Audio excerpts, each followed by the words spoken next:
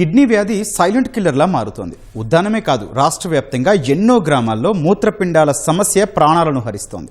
అటు రోగి ప్రాణాల మీదకు రావడంతో పాటు ఇటు ఆర్థికంగానూ కుటుంబాలు చితికిపోతున్నాయి. ఈ కష్టాలకు చెక్ పెట్టేందుకు, ముప్పును ప్రాథమిక దశలోనే పసిగట్టేందుకు రాష్ట్ర ప్రభుత్వం సరికొత్త అస్త్రం సిద్ధం చేస్తోంది. అదే హలో కిడ్నీ.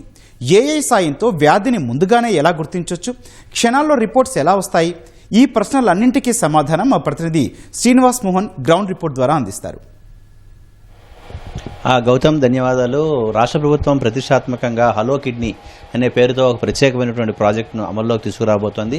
రాష్ట్ర వ్యాప్తంగా చూస్తే కిడ్నీ వ్యాధిగ్రస్తుల సంఖ్య దాదాపు 1,00,000 దాటినట్లుగా ప్రాథమికంగా అంచనా ఉంది. ఎందుకంటే ఇందులో ప్రస్తుతం 21,500 మందికి పైగా రోగులు డయాలసిస్ చేయించుకుంటూ నరక యాతన అనుభవిస్తున్నారు. ముఖ్యంగా గ్రామీణ ప్రాంతాల్లో వ్యయ ప్రయాసాలకు ఓర్చి మరీ ఆసుపత్రులకు వెళ్లి పరీక్షలు చేయించుకునే స్తోమత లేక ఎంతో మంది వ్యాధిని మొదలుపెట్టుకుంటున్నారు. వీరికి అండగా నిలిచేందుకు ఆర్టిఫిషియల్ ఇంటెలిజెన్స్, కృత్రిమ మేధ సహాయంతోనూ అలాగే రియల్ టైం డేటా అనలిటిక్స్ సాంకేతికతతో ఉపయోగించి హలో కిడ్నీ అనేటువంటి ప్రాజెక్టును రాష్ట్ర ప్రభుత్వం శ్రీకారం చుట్టబోతోంది. ఇకపై వైద్య సిబ్బంది నేరుగా ప్రజల ఇళ్ల వద్దకే వెళ్లి నిమిషాల్లోనే కిడ్నీ పరీక్షలు చేసి అక్కడికక్కడే ఫలితాలను వెల్లడించబోతున్నారు. ముఖ్యంగా శ్రీకాకుళం, ఎన్టీఆర్, కృష్ణా, గుంటూరు, అనంతపురం జిల్లాల్లో దాదాపు 11.65 లక్షల మంది ఈ సేవలకు అందించాలని చెప్పి ప్రభుత్వం ప్రతిపాదించింది. బడ్జెట్ పరిమితుల దృష్ట్యా 5 కోట్ల రూపాయలతో ప్రాథమికంగా ఎన్టీఆర్ జిల్లాలోను అలాగే అనంతపురం జిల్లాలో ఈ హలో కిడ్నీ అనేటువంటి ప్రాజెక్టును ప్రయోగాత్మకంగా అమలు చేయాలని భావిస్తోంది. ఈ 2 జిల్లాల్లో 71 ప్రాథమిక ఆరోగ్య కేంద్రాల్లో సుమారు 75,000 రూపాయలు విలువైనటువంటి ఒక్కో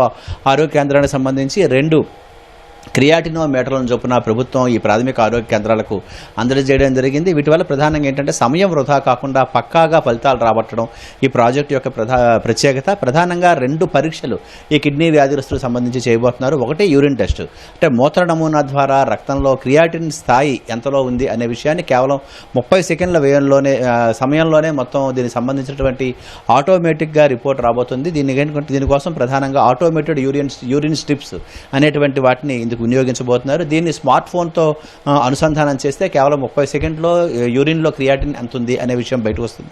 రెండోది ఏంటంటే బ్లడ్ టెస్ట్. రక్త నమూనా ద్వారా ఈజీఎఫ్ఆర్ను లెక్కించి 60 సెకండ్లోనే, అంటే 1 నిమిషంలోనే మూత్రపిండాల పనితీరు ఎలా ఉంది అనే విషయాన్ని ఇందులో అంచనా వేయబోతున్నారు.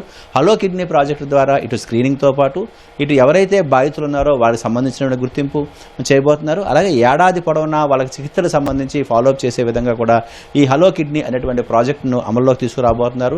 ఒక్కో రోగికి ఏడాదికి 1,044 రూపాయలు చొప్పున కేవలం పరీక్షల కోసం ఈ టెక్నికల్ సాంకేతిక వినియోగం ద్వారా చేయాలని చెప్పి ప్రభుత్వం సంకల్పించింది.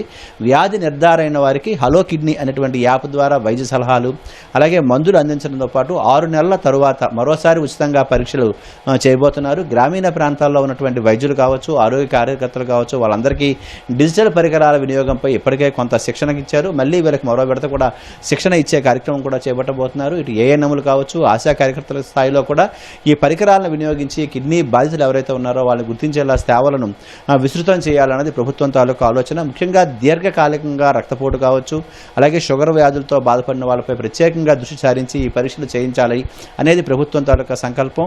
హలో కిడ్నీ యాప్ అలాగే వెబ్ పోర్టల్లో ఏఐ సాంకేతికత ద్వారా ఈ ఫలితాలను రియల్ టైంలో విశ్లేషించాలన్నది ప్రధాన ఉద్దేశం. కేవలం పరీక్షలు చేసి వదిలేయకుండా వ్యాధి నిర్ధారణ అయిన వారిలో హలో కిడ్నీ యాప్ ద్వారా నెఫ్రాలజిస్ట్ నేరుగా వాళ్ళకి చికిత్స సంబంధించినటువంటి ప్రోటోకాల్ పాటించేలాగా ప్రభుత్వమే వాళ్ళకి పూర్తి స్థాయిలో సహాయంగా ఉండబోతోంది. ఉచితంగా మందులు ఇవ్వడంతో పాటు ప్రతి 6 నెలలకు ఒకసారి మళ్ళీ పరీక్షలు చేసి ఏడాది పొడవునా ఫాలోఅప్ చేయాలనేది ఈ హలో కిడ్నీ అనేటువంటి ప్రాజెక్ట్ తాలూకా ప్రధానమైన లక్ష్యం. రాష్ట్ర వ్యాప్తంగా ఇటు ఎన్టీఆర్ జిల్లా అలాగే అనంతపురం జిల్లా ఫలితాలను పరిగణలోకి తీసుకుని రాష్ట్ర వ్యాప్తంగా విస్తరించాలనేది ప్రభుత్వ ఆలోచనగా ఉంది.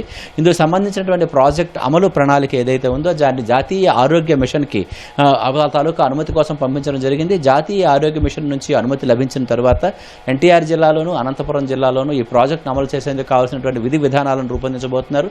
ఈ ప్రక్రియ త్వరలోనే ఇది సంబంధించినటువంటి జాతీయ ఆరోగ్య మిషన్ నుంచి అనుమతి లభించిన తర్వాత విధి విధానాలను త్వరలో ఖరారు చేయాలని చెప్పి కూడా రాష్ట్ర ప్రభుత్వం వైద్య ఆరోగ్య శాఖ కూడా భావిస్తోంది.